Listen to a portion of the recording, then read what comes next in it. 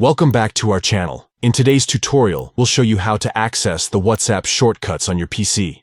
Let's get started. Step 1. Open WhatsApp on your PC. Make sure you have the WhatsApp application installed and logged in. Step 2.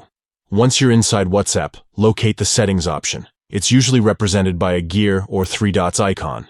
Step 3. Click on the settings option to access the settings menu. Step 4. Within the settings menu, look for the shortcuts section. Step 5. Click on the Shortcuts section to view and modify the available shortcuts. And there you have it.